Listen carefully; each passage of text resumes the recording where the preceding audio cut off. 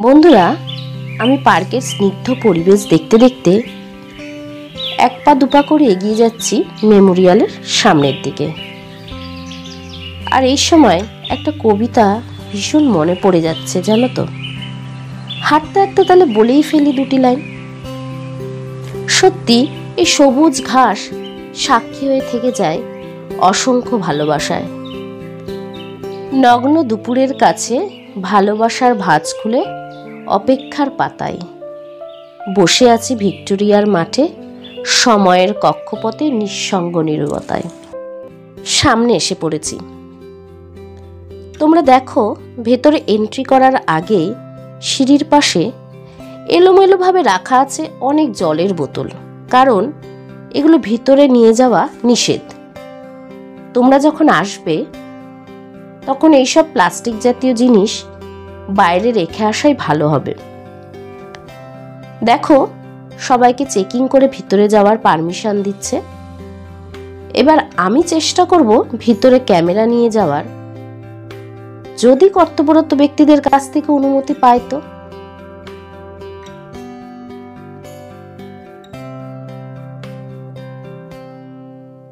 যাই হোক, পারমিশন আমি পেয়ে গেছি। এবার একে একে সংগ্রহশালা সংরক্ষিত বিষয়বস্তু দেখানোর চেষ্টা করব। আমি তোমাদের ভিক্টোরিয়া মেমোরিয়াল সংক্রান্ত কিছু অজানা কথা বলবো, যেটা হয়তো অনেকে জানে, আবার অনেকে জানেন না। ব্রিটিশ শাসন চলাকালীন কলকাতা ছিল ভারতের রাজধানী।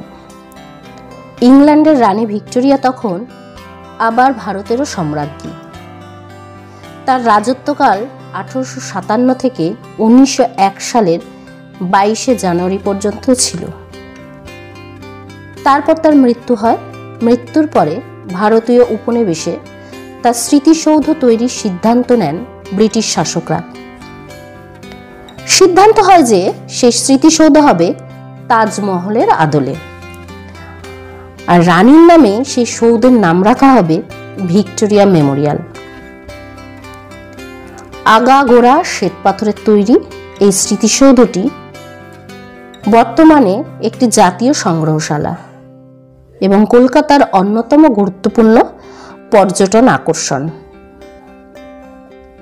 কলকাতা শহরের ঐতিহ্যবাহী এই ভবনকে ঘিরে রয়েছে নানা মজাদার ঘটনা।